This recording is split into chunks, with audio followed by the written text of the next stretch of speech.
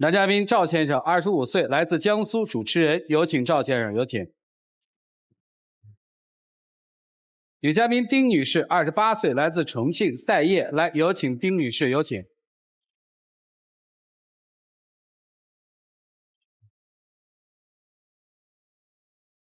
欢迎两位哈。结婚多久啊？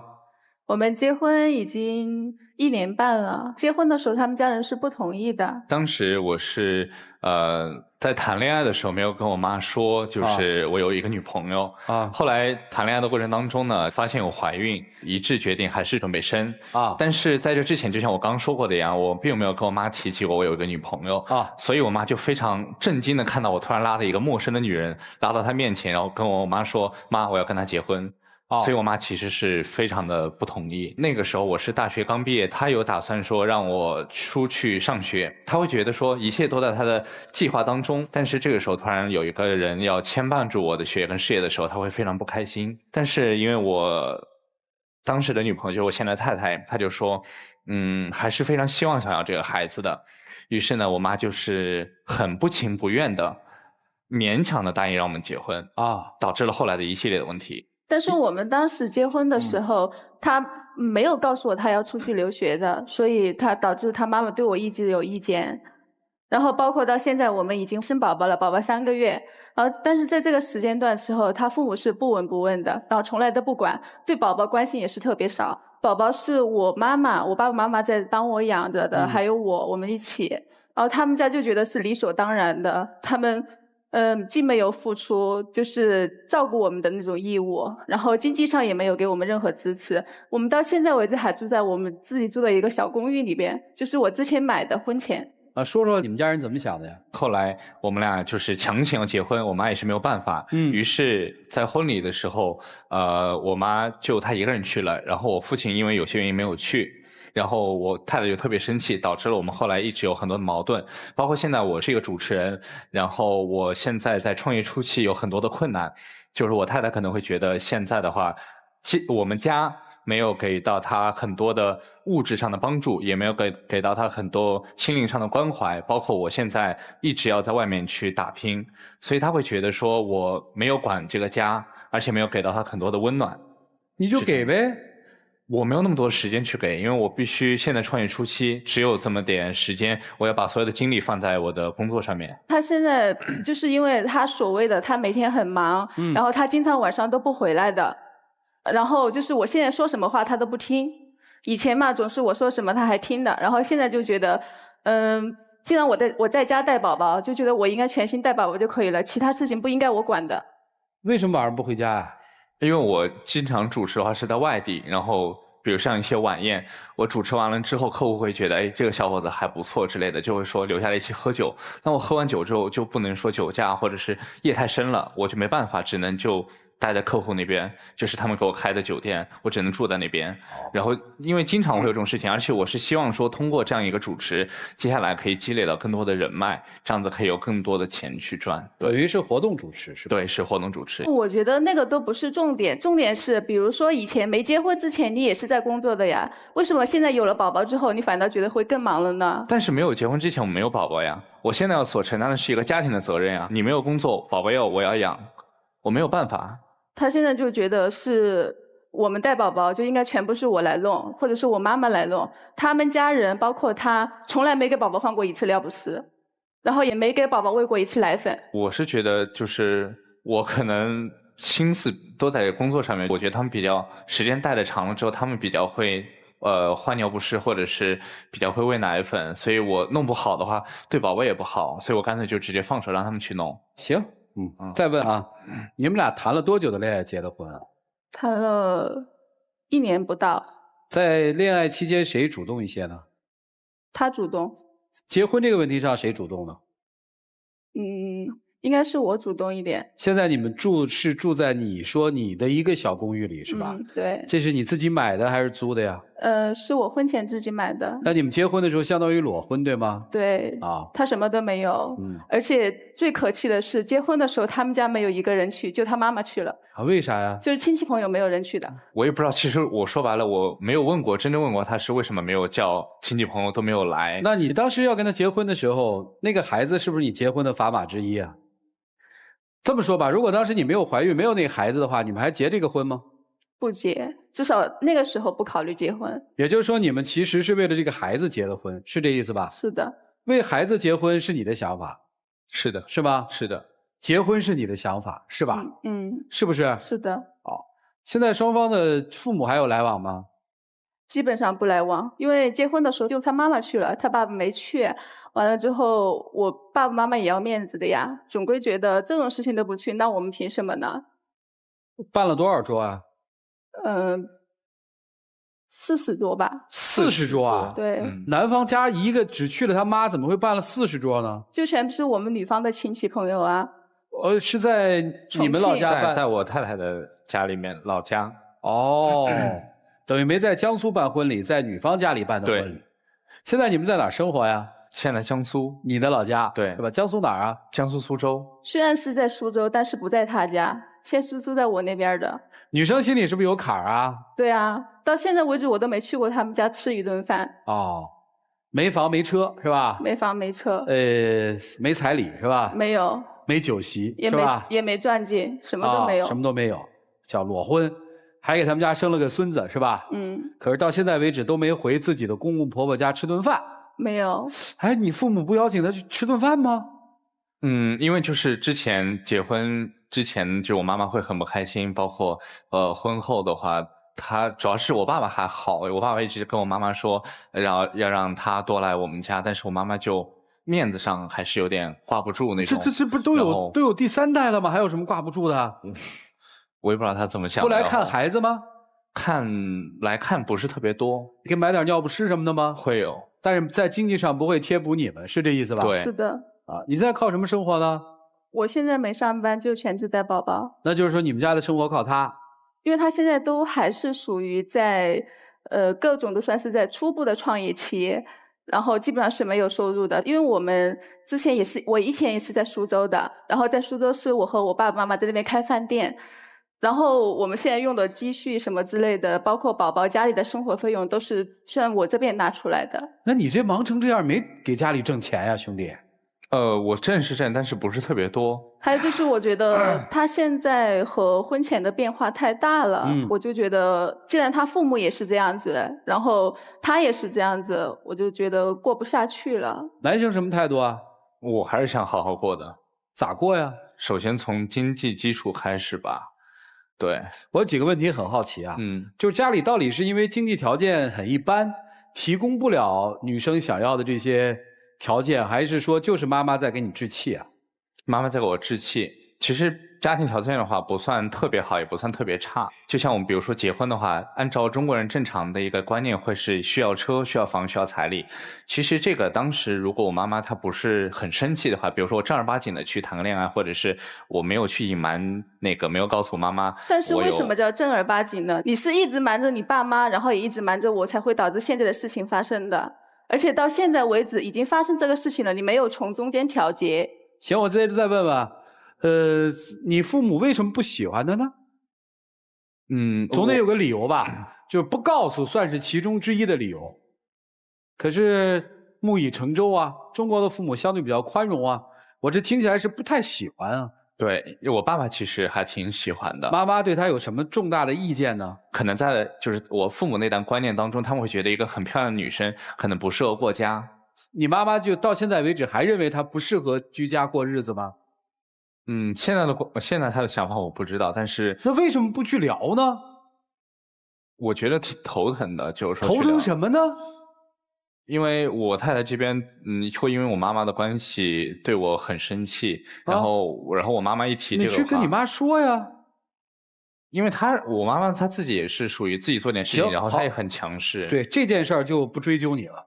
那你为什么不能对她好点呢？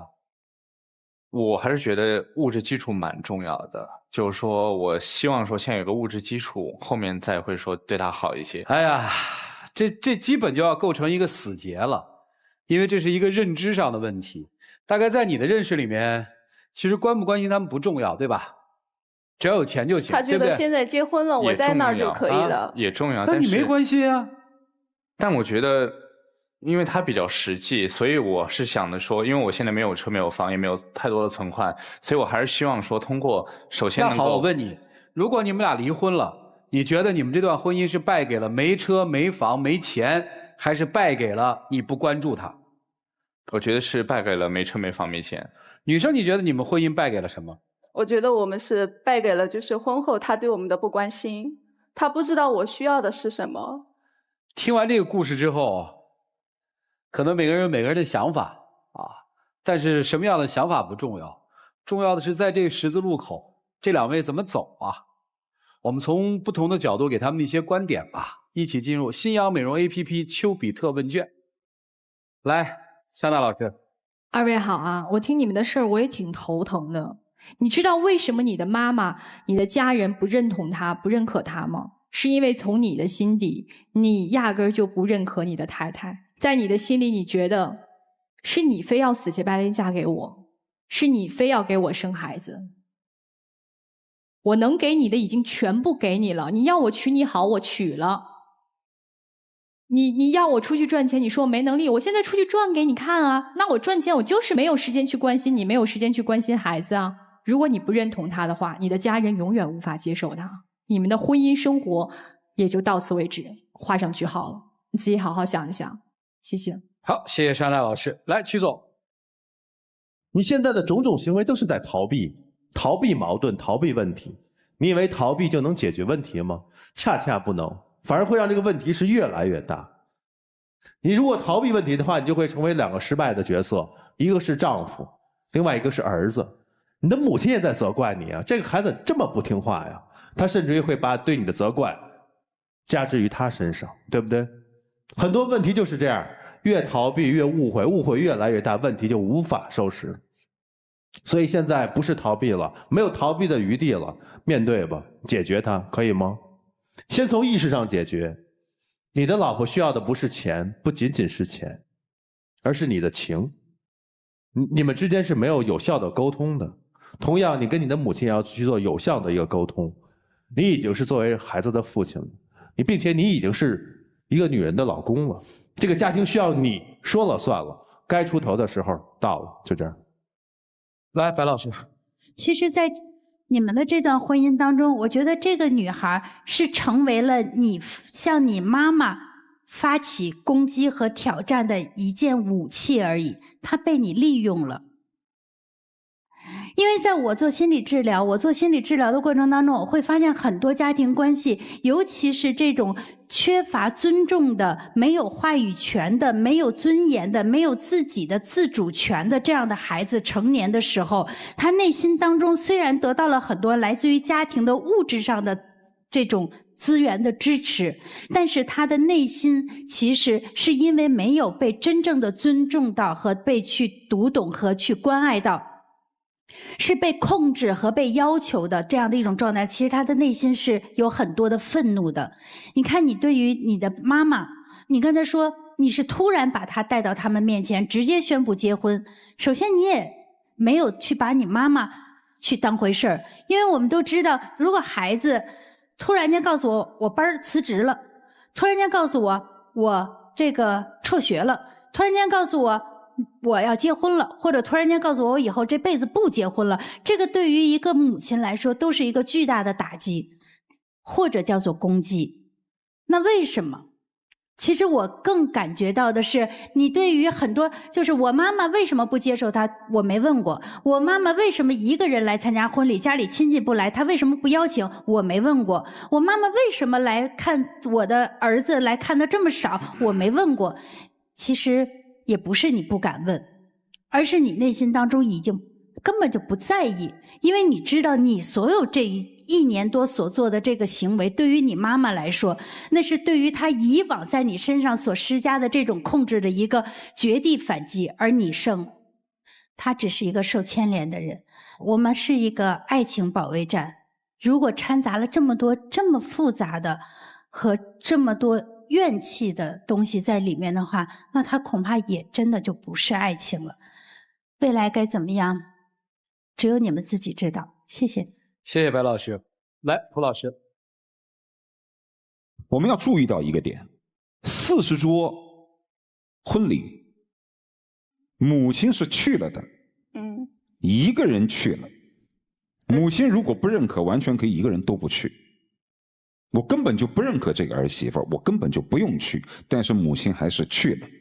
即便那么难为情的一个人，非常尴尬的去到了只有你们家人才在场的这么一个场合，说明母亲是让步了的。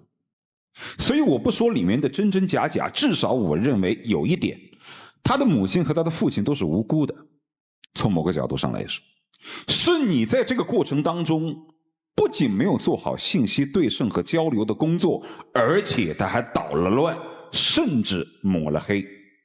其实在你的母亲面前和你的父亲面前，你就没为他说过什么好话，甚至你自己内心深处也认为她是一个不适合做妻子的好物质的一个女人，你自己都认为她带不进门，所以你的父母才会对她一无所知，甚至事先就有了一种坏的印象。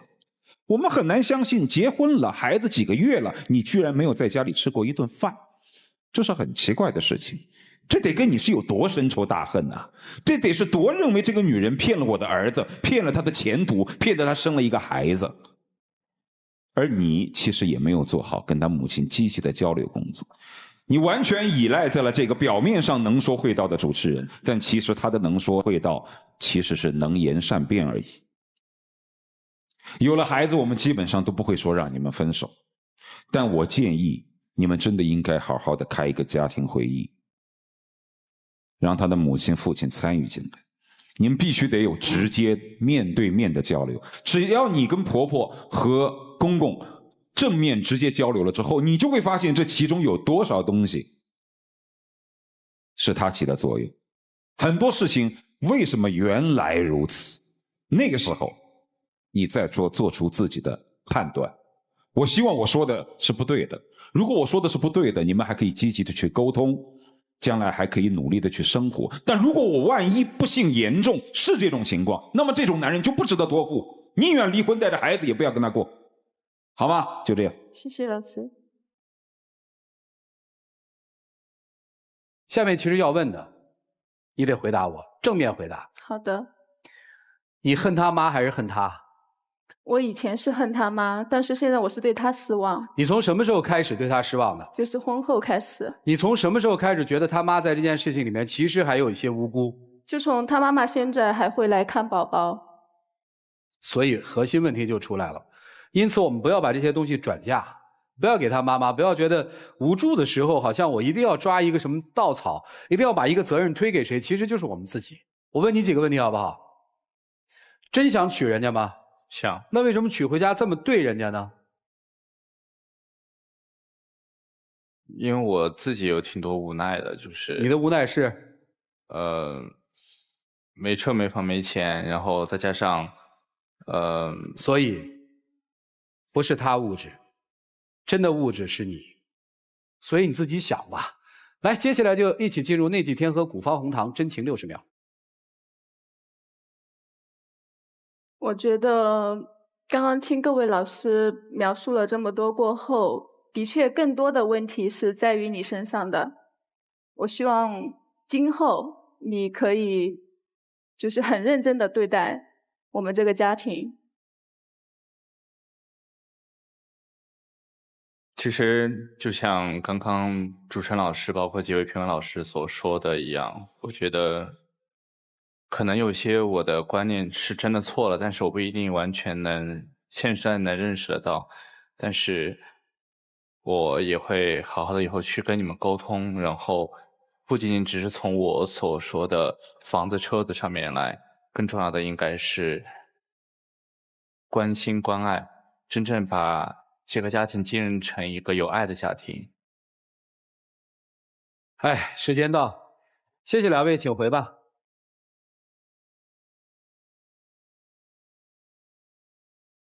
来，请关门。接下来我们来看看这两位自己的选择，请开门。